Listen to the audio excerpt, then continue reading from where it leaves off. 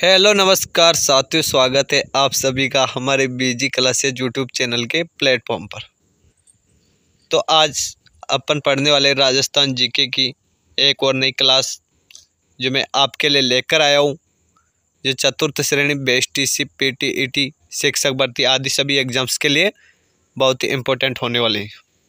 तो चलते साथियों, चलने से पहले अभी तक जिसने चैनल को सब्सक्राइब नहीं किया वो जल्दी से जाइए और चैनल को सब्सक्राइब कीजिएगा और वीडियो को ज़्यादा से ज़्यादा लाइक और शेयर भी कीजिएगा। तो आज का पहला क्वेश्चन आता है कि निम्न में से पश्चिमी राजस्थान के जैसलमेर में होने वाली कृषि है। 4 ऑप्शन आपके सामने हैं, चीमाता, खड्डीन, जोमिंग या फिर उपयुक्त सभी। तो इसका राइट आंसर क्या हो जाएगा कि पश्चिमी राजस्थान में जैसलमेर में होने वाली कृषि है। तो इसका राइट आंसर हो जाएगा ऑप्शन नंबर बी, यानी कि खड्डीन। नेक्स्ट क्वेश्चन आता है कि निम्न में से राजस्थान में पीतल पर मीनाकारी के लिए प्रसिद्ध हैं।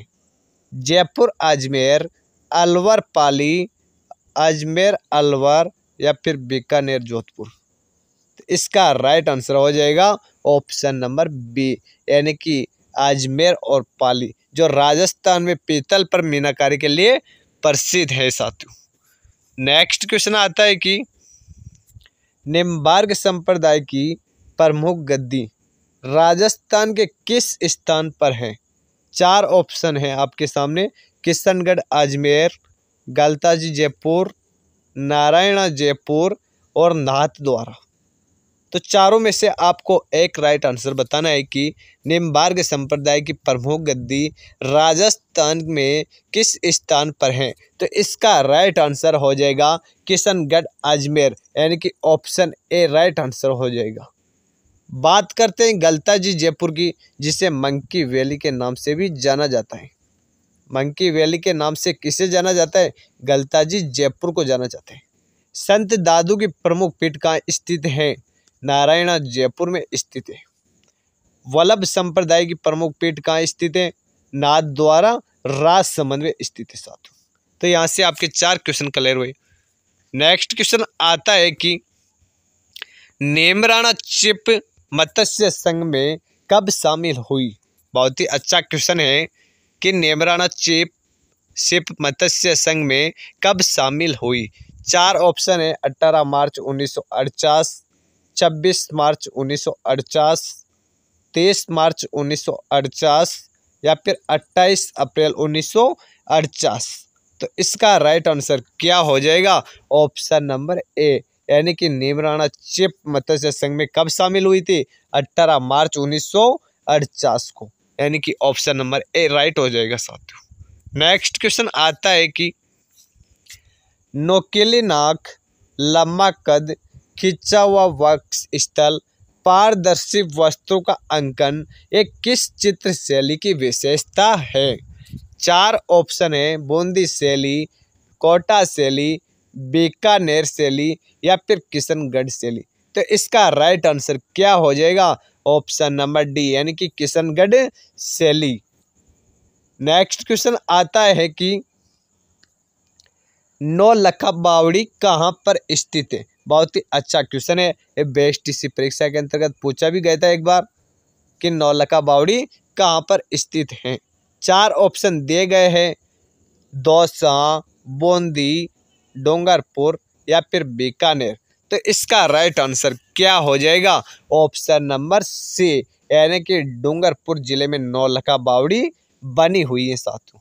आपसे पूछा जाए कि नवल सागर कहाँ पर स्थित है। नवल सागर, तो ये कहाँ पर स्थित है? ये बूंदी जिले में स्थित है। नवल सागर बूंदी जिले में है और नौलखा बावड़ी की पूछे तो कहाँ पर स्थित है? डूंगरपुर जिले में स्थित है। चलते साथियों नेक्स्ट क्वेश्चन की ओर। नेक्स्ट क्वेश्चन आता है कि राजस्थान राज्य के मरुस्थल के प्रसार को रोकने के लिए अपना सक्रिय योगदान देने वाला संस्थान है। राजसिको, काजरी, रिको या फिर RFC। तो इसका राइट आंसर क्या होगा कि राजस्थान राज्य के मरुस्थल के प्रसार को रोकने के लिए अपना सक्रिय योगदान देने वाला संस्थान है तो ऑप्शन नंबर बी इसका राइट आंसर हो जाएगा, यानी कि काजरी, जो कहाँ पर स्थित है, जोधपुर जिले में स्थित है। और एक क्वेश्चन और पूछा जा सकता है आपसे कि आफरी कहाँ पर स्थित है। काजरी भी जोधपुर में और आफरी भी कहाँ पर स्थित है, जोधपुर के अंतर्गत स्थित है, जो बेस्टीसी परीक्षा में पूछा गया था साथियों। नेक्स्ट क्वेश्चन आता है कि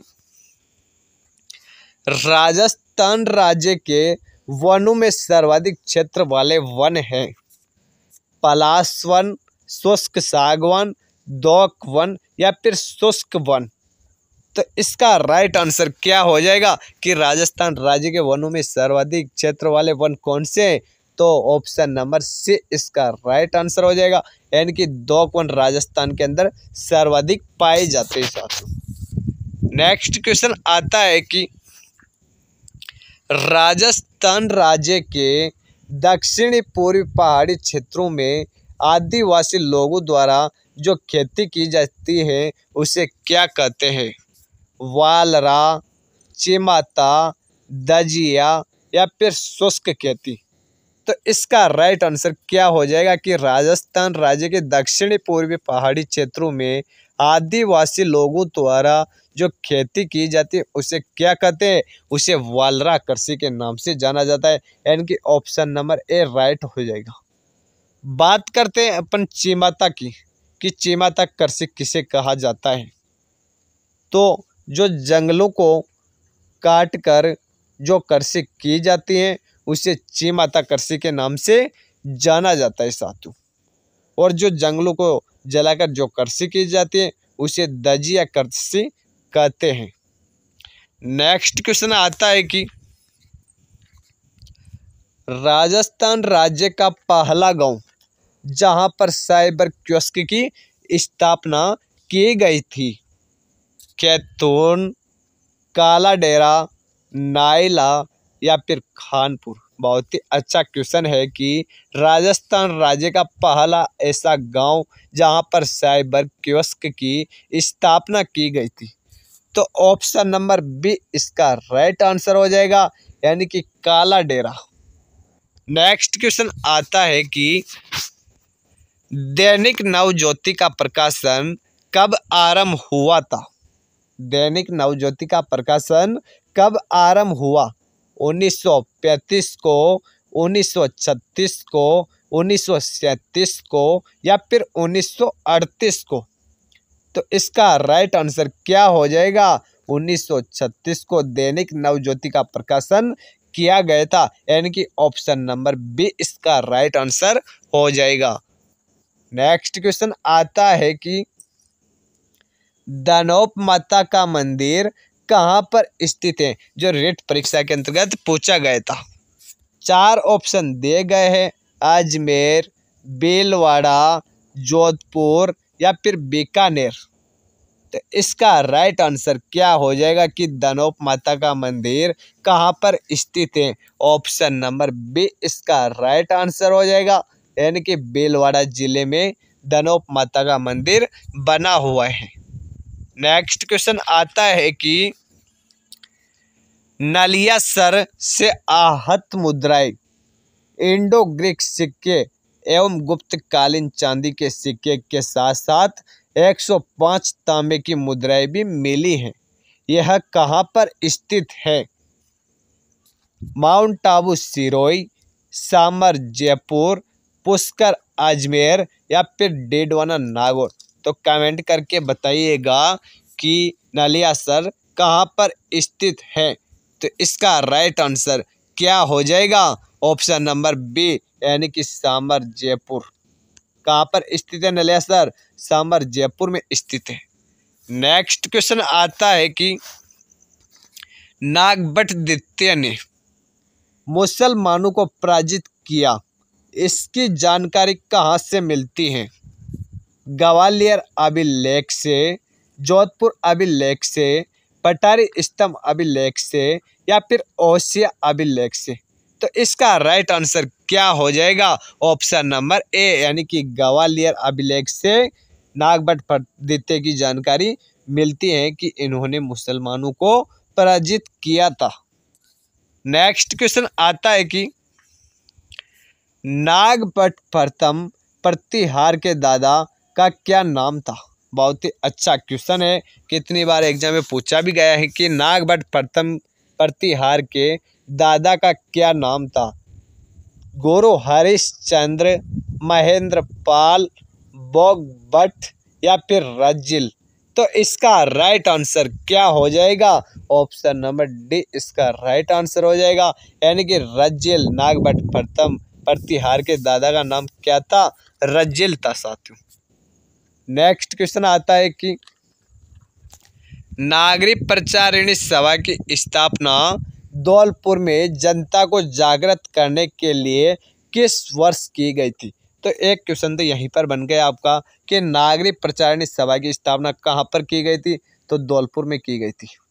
लेकिन धौलपुर में जनता को जागृत करने के लिए की गई थी। किस लिए की गई थी, जनता को जागरूक करने के लिए। लेकिन ये किस वर्ष की गई थी, 1940 में, 1934 में, 1930 में या फिर 1944 में।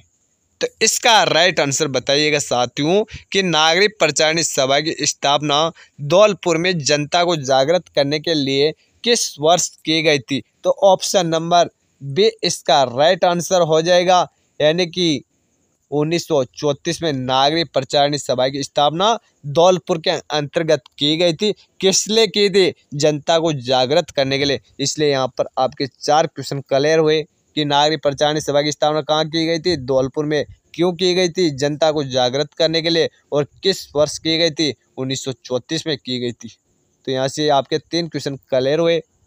नेक्स्ट क्वेश्चन आता है कि नागौर जिले के मकराना में किस प्रकार का संगमरमर मिलता है। 4 ऑप्शन है, सिलिशियस, कैल्साइटिक, डोलोमाइटिक या इनमें से कोई नहीं। तो इसका राइट आंसर क्या हो जाएगा, ऑप्शन नंबर बी, यानी कि कैल्साइटिक। कौन सा, कैल्साइटिक मकराना मिलता है नागौर जिले के मकराना से। नेक्स्ट क्वेश्चन आता है कि नाथ संप्रदाय की प्रमुख गद्दी राजस्थान में किस स्थान पर है। 4 ऑप्शन आपके सामने है, जोधपुर, नाथद्वारा, उदयपुर या फिर नारायण जयपुर। तो इसका राइट आंसर क्या हो जाएगा, ऑप्शन नंबर ए, यानी कि जोधपुर में नाथ संप्रदाय की प्रमुख गद्दी स्थित है। नेक्स्ट क्वेश्चन तो ठीक है साथियों, आज की क्लास का यहीं पर समापन करते हैं। मिलते हैं नेक्स्ट क्लास में, तब तक के लिए आप बने रहिएगा हमारे पीजी क्लासेस यूट्यूब चैनल के साथ। और जिसने चैनल को सब्सक्राइब नहीं किया है वो जल्दी से जाइए चैनल को सब्सक्राइब कीजिएगा और वीडियो को ज़्यादा से ज़्यादा लाइक और शेयर भी कीजिएगा। तो मिलते हैं नेक्स्ट क्लास में, तब तक के लिए धन्यवाद सभी को।